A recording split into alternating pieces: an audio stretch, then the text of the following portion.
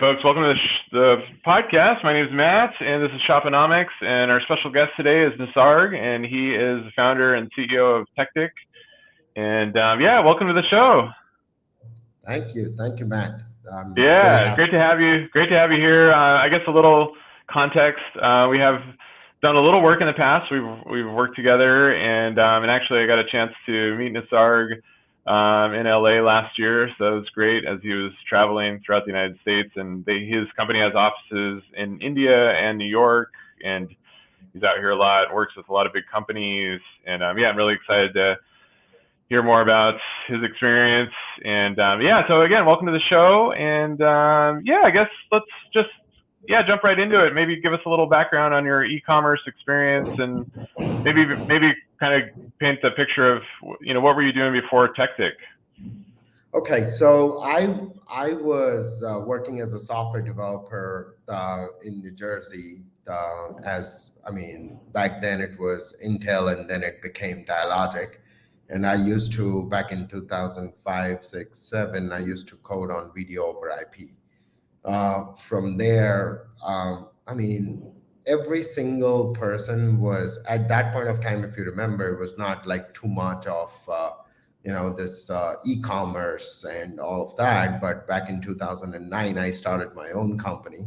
And I got really fascinated with, people's shopping experiences being changed from completely retail and going to the stores. And it recently started changing at that point of time. And it was fascinating to me. So I jumped right in, and I was like, okay, let me see what's going on there. There was no Shopify, there was no BigCommerce or WooCommerce or anything there at that point of time, if you remember. But there were big players who were really working on those platforms. And that's where I began to think, you know what, this could be a much bigger industry. So that's how I got into my area of, getting into the e-commerce space and learning about it. Great. So what, do you remember what some of the first shopping carts you used, or were they fully custom, or? Oh yeah, of course I remember. We started working on WP Commerce. Okay, yeah. On WooCommerce, and we were working on VirtueMart. Back then, if you remember, Joomla was one of the very big CMS out there, and they had their own extension called VirtueMart. So we used to use that, and then we migrated onto OS Commerce and Xcart, and what have you, right? From there, we got into Magento. We were doing WooCommerce. And then we slowly and started, it literally was an evolution for the SaaS platforms after that. And then SaaS platforms basically turned into bigger deals. So then we got into Shopify, BigCommerce, Commerce Tools, all those big players. Got it. So when did you first kind of, I guess, go out on your own and start Techtic? Back in 2009, so funny story. I lost my job back in 2008. The recession.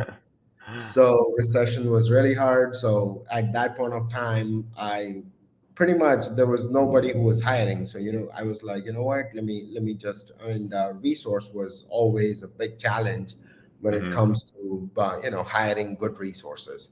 So I was like, I came back to India, and I was like, you know what, let's just start my own company, because at that point, everywhere there was recession and nobody was hiring. So I started the company thinking that my vision was basically supplying the shortage of the staff that is required out there, and training the right people and giving them the right knowledge to build the right technology not for that generation, but for the future generations.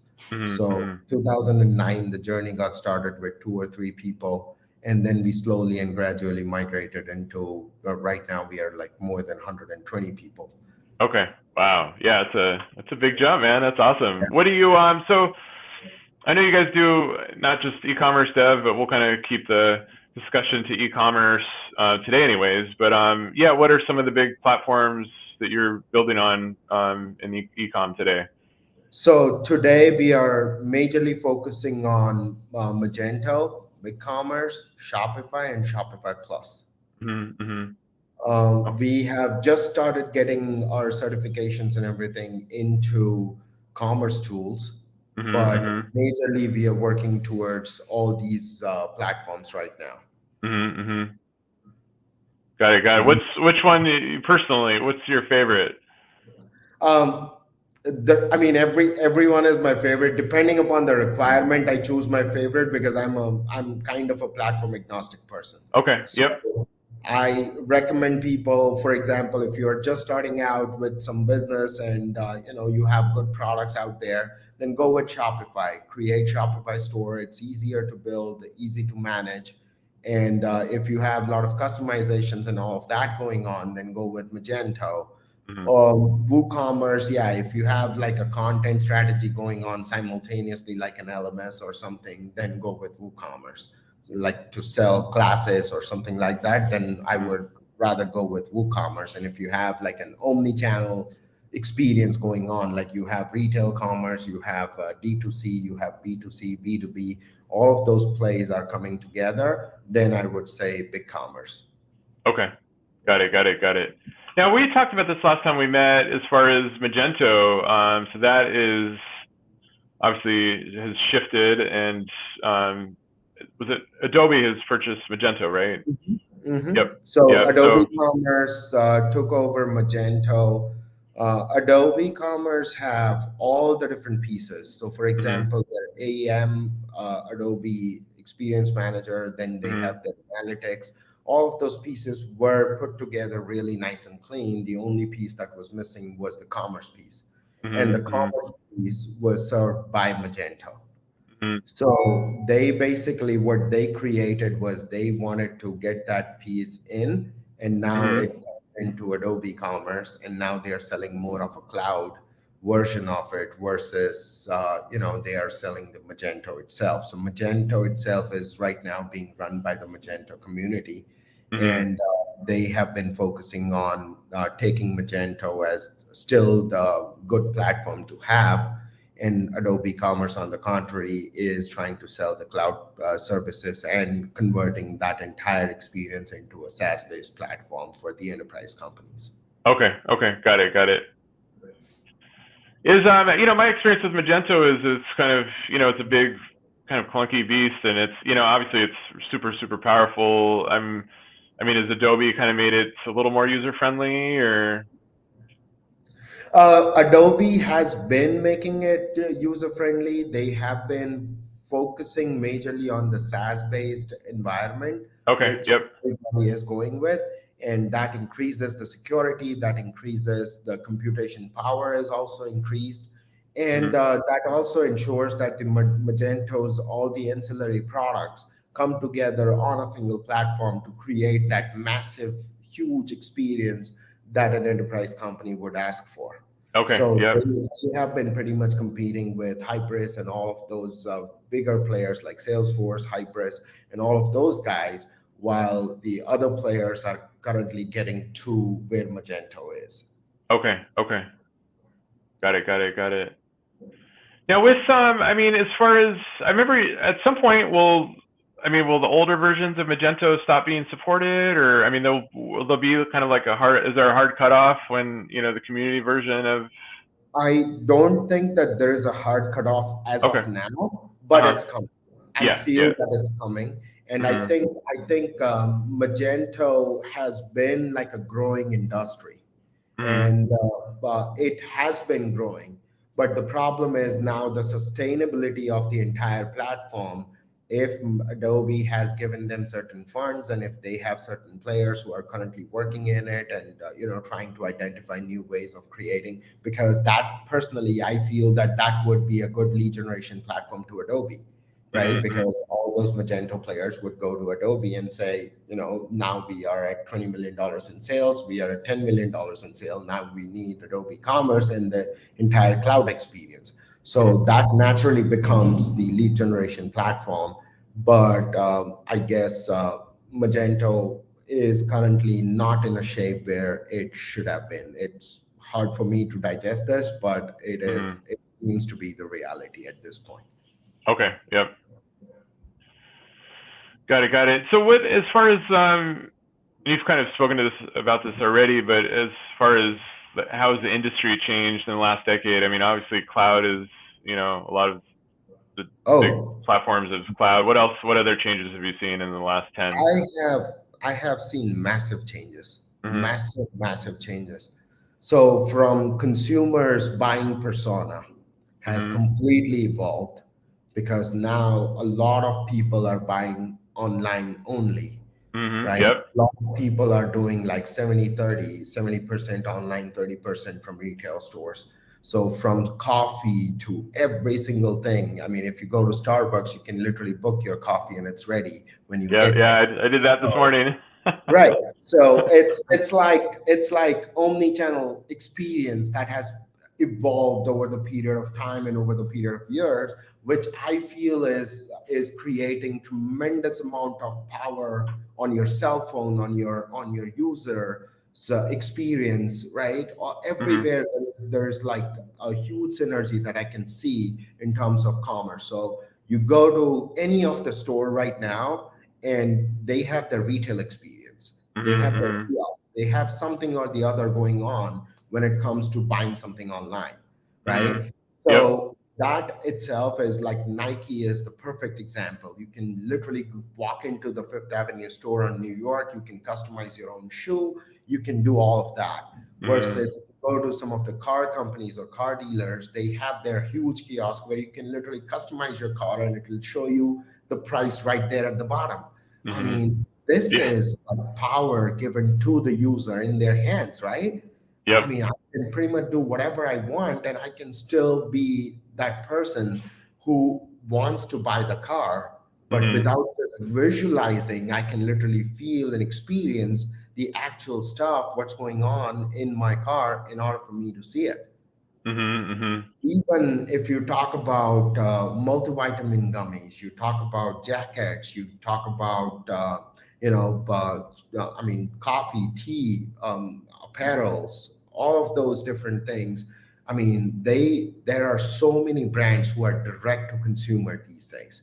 And what that means is that creates like, yes, your customer acquisition cost is higher, but you are not paying as much on rent versus your online store. And your profitability also increases, which you can pass it on to the user as well, and give them a better product for a cheaper price, or you can create a margin to scale your company.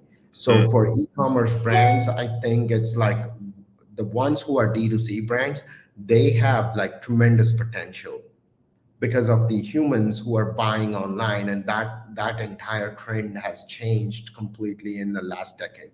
Yep. Yeah, no, it's exciting. I mean, that's one of the reasons why we started this podcast, because I mean, we love it, and we just see, I mean, it's just, you talked about it being 70-30, I think in 10 years it'll probably be 99-1, It is getting there. It's getting there. It's convenience, right? Yeah. I mean, right. I mean, if you want to buy, let's say you're buying groceries, right? Every time you're buying the same tissues, right? You don't have to go there to buy it. You just know the company and you can buy it. Right. If you want to buy a phone, you already know the specs of the phone. You can just buy that phone. And if you don't like it, return it. That's your power, right? Yeah. Yep. I mean, nothing can beat that. I mean, I am getting whatever I want. I'm getting it in 2-3 days at my home, and I can see it, view it, experience it, and if I don't like it, I can just send it back. That's power to me. Which means that the company that is taking it back, even though they took it back, I'm going to buy again from them, because that creates a loyalty. In my head, it is like a massive loyalty that I have created. Yep. Oh, yeah, most definitely. And that's, I mean, companies that have that loyalty. I mean, like for instance, like with Starbucks, I go there a lot because, I mean, I like their coffee, but I know they're not the best coffee, like, but I have the app and I get points, and, so and they've free coffee. right? Yeah, and it's the After same you order experience. like I can several coffees, right. you get your one free coffee, but that one free coffee gives you the experience and gives you the pleasure that you never got from Yeah, any other coffee shop out there. Your local coffee shop basically gives you the similar kind of coffee, sometimes better, but the experience is something that you crave for. yeah, yeah. And when I go to Starbucks and work, I can, I've got my app and I can, I'm working away and then I just click the button, reorder, and it like shows up at the counter. And I mean, it's just their app is it's flawless. It's Right. pretty Even amazing. during pandemic, I remember I was in Atlanta, and I went to a Starbucks, and they were like, "Oh, just order it from your phone." I ordered it from my phone, and they just gave it to me, and that was done. I Right, mean, that's like touchless commerce. right. So that was Yeah. another point that I forgot to mention, that touchless commerce, frictionless commerce. Mhm, mhm. It's nothing like it, and it's composable. So whether you go on their website, whether you go on their app, whether you go on their kiosk, wherever you go, you get the exact same experience, and that's omni-channel composable experience that has been given. Yeah, yep. Yeah, they've doing a great job at it. So right now I've got some. We love to kind of dig through sites and kind of talk about things we like and see if there are any areas for improvement. But I'm on your case studies page right now. Are there any of these that you would love to jump into as far as like e-commerce goes? Oh, Um, sure. I mean, yeah, we can go with the UK-based Indian chai. okay, yeah, let's go to that one first. Yeah, let's click over to the site. Let's see. Or do you just want to talk about this project? Yeah, I can talk about this project. Okay, yeah. So the user for this particular company, I mean, he is from UK. He Mhm, sources all the tea from all the, I mean, we have tea companies over here in mhm, India. So he is sourcing all the tea from here, package it mhm. in UK, and sell it over there. Okay. It has amazing packaging and everything, but the store wasn't converting. Store Okay. wasn't getting the traction that it was supposed to. Mhm, So then mhm, we came up with the idea that, you know what, why don't we just create the overall farms and all of that mhm, where the tea actually grows, and take that picture and convert that into graffiti, and then tell the user the story of the actual tea. mhm, mhm, When you tell the story to the user, the story itself started selling. mhm, mhm. Sale started increasing from less than 50,000 pounds a year to the next year of 225,000 pounds a year. Okay. Okay. Yeah, And it's awesome. Real quick, a plug to this. I'm reading a new book, and I'm only a few chapters in right now, but it's called The Story Brand, and mhm, yeah, it's all about kind of the story and just how powerful yep, that is to the consumers and yep. so yeah, I'm really excited about it. I'll be definitely talking more about that as I dive And deeper into it's it. like conversational commerce, right? So it Mhm. should feel like you go to a shop and you want to buy a tea. Then how do you really buy a tea? You Mhm. basically smell the tea, or you ask the person what is the story of the tea, how is it created, so on and so forth. So Mhm. the experience that we created for the product pages itself, if you click on that page, Mhm. uh, then you'll see the experience that has been created on that page. You just added it to the cart, but if you Okay, yeah, click, let me go to a product page though. Mhm. yeah. So over here, what we are doing is we are saying it's 15 cups. It is this particular masala cardamom tea from Assam, and we put some of the stories, I mean, some of the good parts around it, and then Mhm. we started talking about the details and how it's growing, and Mhm. visually telling people exactly how the tea has been sourced, where it has been sourced, what are the Mhm. content of it, how to make the actual tea the way you are supposed to be making it with the video. And Mhm. then Yep. we actually ask people to be connected to where exactly it is coming from. So Mhm. this Mhm. particular particular tea is coming from two different areas in India. One is the eastern part of India, and one is the southern part of India called Assam and Kerala. This was the entire story that we created around it. And then there's the user reviews and stuff like that, which basically tells me that, oh, this particular tea is very nice, right? It's like social proof that you need, you want to read sometimes when you are buying a certain product. Yep. Did not go up. Is this Shopify or? It is Shopify, yes. Yep. Nice. It is Shopify. So we literally created this from nowhere, and the design and everything came around the green leafy, feel of it. And tea, basically, when you cook the tea, it converts into orange color. So that's how the orange color was evolved within this entire environment. Okay. And this is actual tea. So if you want to buy, and then now we are getting into the subscription models as well for certain kinds of teas. We are getting into subscription. We can say, okay, you can buy 50 cups versus 30 cups, and you can order it every 1 month, every 2 months, every 3 months, and so on and so forth. So that's going to be the next strategy. Okay. And along with that, we also started selling the ancillary products like the cup of the tea, and how you basically try to get the tea from the actual vessel into the cup. Okay. Because you have to get the tea out and just put the water in. Yep. Right. So that there has to be some kind of a filter which blocks the tea leaves. Got it. Yep.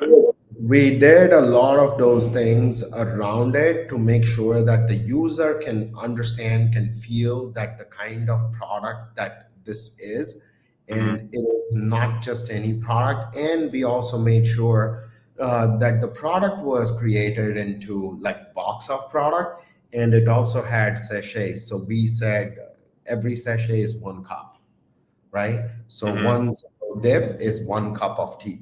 So we, instead of saying 15, servings, we said 15 cups. Cups. Yeah, that makes sense. I like that because sometimes you're like, well, what's a serving? And it's cups. So we simply, it really creates the simplification in user's head, reduces the amount of decisions that the user has to make. And user says, I'm buying this for the first time. Let me not buy 30 cups because I may not use it. Let me buy just the 15 cups and try it out and see if I like it.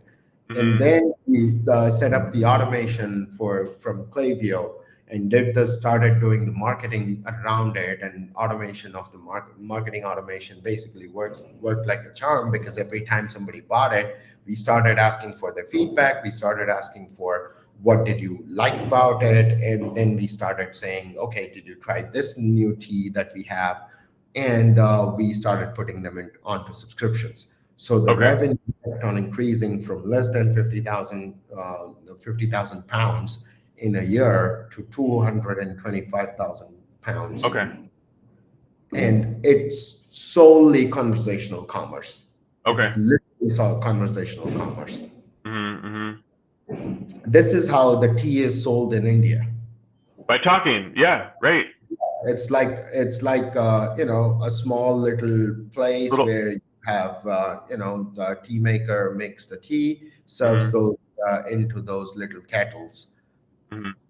So that's exactly the experience that we wanted to show. So every single bit of it has been created with the mindset that this is a tea business. Tea is sourced from India, so we need to give the exact same experience for somebody to relate to it. Okay. Yeah, it's great. Now, so did you guys you guys obviously did all the, did you do the branding too, or?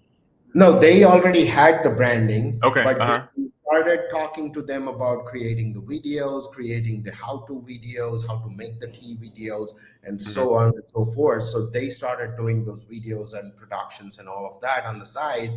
And they actually flew down to India to do some of these photographies as well. Okay. And create some of these videos as well. Okay. So great. that way they exactly know how the tea is actually made in India. Mm-hmm. And that same experience, if you create the same way over there, then you get the exact same aroma and the flavor of the tea. Okay. Got it. Got it. And what do you know? What kind of how are they getting the word out there about it, this about the tea? They are basically doing the Instagram marketing, Okay. and they have been really good when it comes to word of mouth publicity. And the owner himself is doing the guerrilla marketing. Okay. So he goes to all the different kinds of food and trade shows and stuff like that, and gives out the flyers for 20% discount to every single person out there, and ask them to just try out their tea. Okay. Okay. Yeah. Yeah. Nice.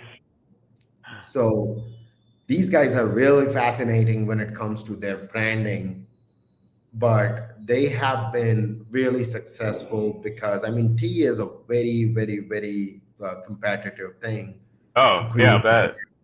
And from one in a year, going from nowhere to like $250,000, more than $250,000 is like amazing. Mm-hmm. Mm-hmm.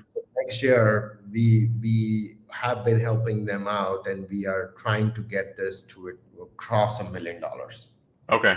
and they're raising funds on that right now. Mm-hmm.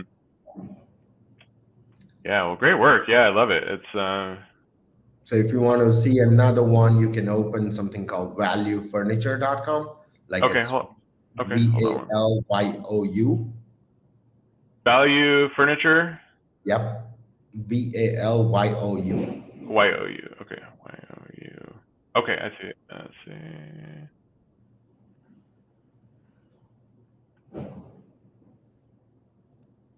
Okay. This is it right here? Yeah, this is Shopify Plus.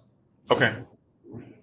And these guys are like really huge when it comes to furniture. Mm-hmm. They're doing about 75 million dollars in sales. They have 3 or 4 different warehouses, and I mean, lot of logistical challenges being handled within Shopify, and created custom applications to serve those needs. Are they doing Because 75 million on online sales? just direct to consumer, Okay. Yeah. Wow. That's nothing big. else, no wholesale, nothing else. Mm-hmm. And I mean, the brand is doing amazing. Mm-hmm. So we started working with them 3 years ago for just creating their one of the custom applications, because they had a lot of issue with returns. So if somebody wants to return the sofa, how would they do it? They would Mm-hmm. return the sofa, but sometimes the return cost of the sofa itself is as costly as the sofa. Right. Yep. So then we created a bot around it, where we said, you know what is the problem with your sofa? Is it just a scratch? Is it a dent? Is it like squashed? What exactly is the problem? If it's a scratch, we'll give you 10% discount in your wallet, and you can keep the sofa.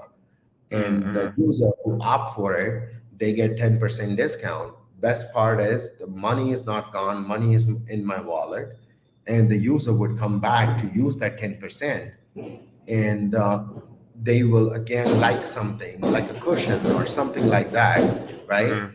And Mm-hmm. that will make sure that they are buying something more. Okay. And it kept on rolling. But then I mean, did the experience, I mean, it used to be a bit less user friendly.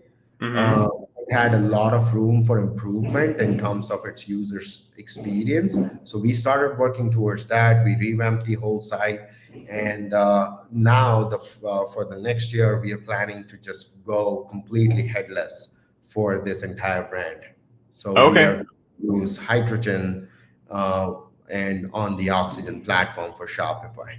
Okay. Okay. So what was, So I guess maybe, yeah, we've touched on that a little bit in past episodes, not too much though. But yeah, maybe you could briefly talk about Headless, why the move to Headless, or what are the benefits for them? oh, sure. So headless is done for 2 or 3 major things. One is to improve your speed. Headless experience basically improves the speed like crazy. It loads really fast. You can flip the pages and it'll flip like a page. And that ensures that the user doesn't have to wait. So user doesn't lose the interest and has more and more potential to buy something from you because they are able to see the better experience. They are able to see things faster. So they are constantly engaged within your website. That's Yep. number one.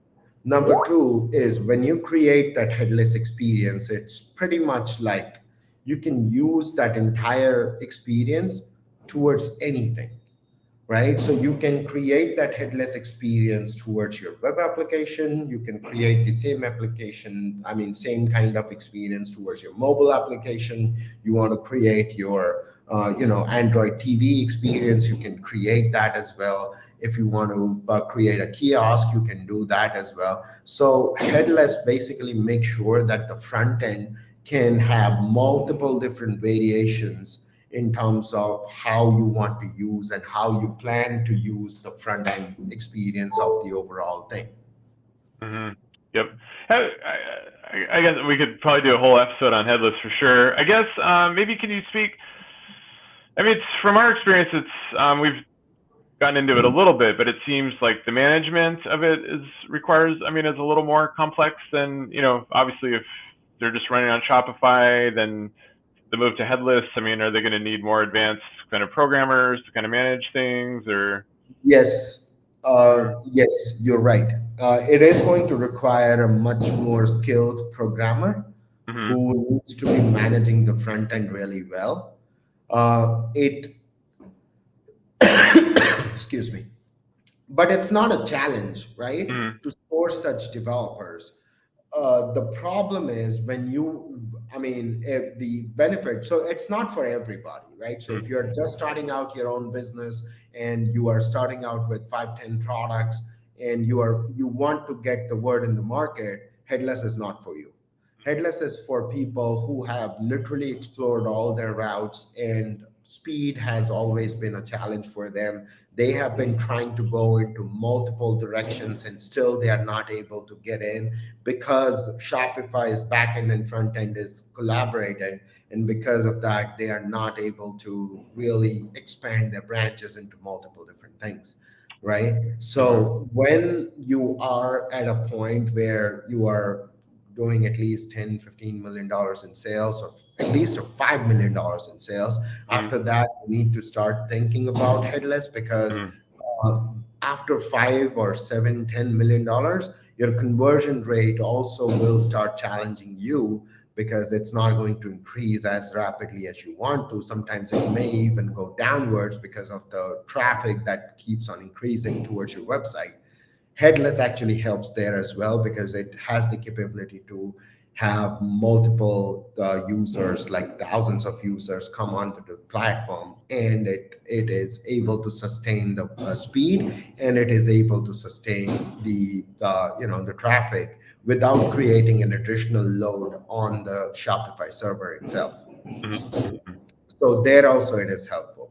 Now, when it comes to mobile application, obviously when you open Amazon on your phone, and if you click on something, and if it doesn't just flip to the next page, what happens? You get frustrated. You feel like, oh, I just clicked on it. Why is it not working? You'll start clicking on it over and over.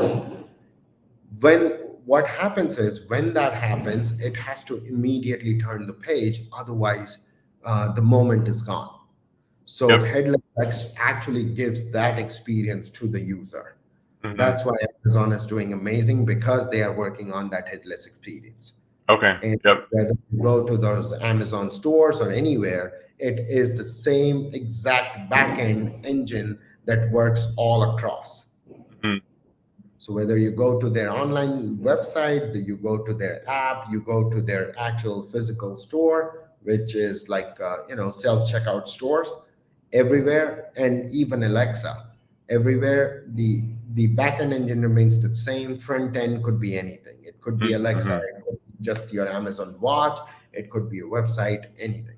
So when you're talking about scaling your company to the next level, when you want to take it from $5, $10 million to $20, $30, $50 million in sales, Headless is the way to go because it allows you to branch out your business into multiple different directions rapidly, and you can grow faster.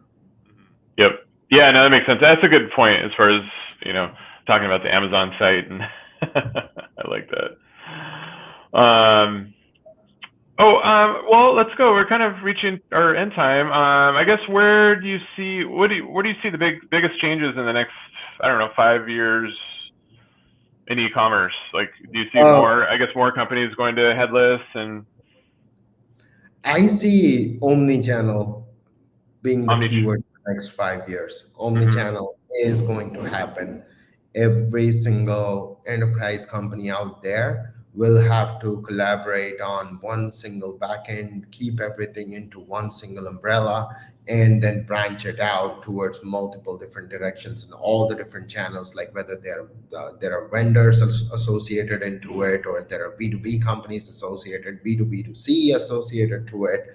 Then all of those omni-channel experience can be managed into one single environment. That's where I see the e-commerce industry going right now. And obviously, B2C brands will definitely continue to grow. Yep. I love B2C brands for some reason. I know, right? Well, cool. Well, that brings us to the end of our kind of normal interview. Next one is just going to be rapid fire. I'm just going to ask a few questions, and you can just we'll just go through them real quickly. So favorite D2C brand? What comes to your mind, right? It doesn't have to be one of yours either. Olipop. Huh? Olipop. Olipop. Okay. TikTok versus Instagram? Instagram. Okay. Interesting.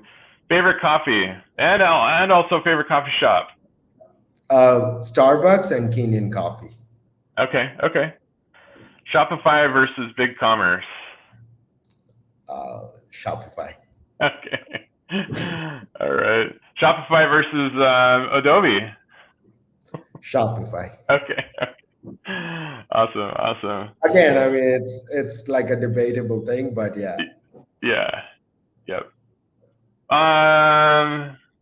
Let's if see. Are you a fan of versus Adobe? Then I would say Adobe. Okay. Which one?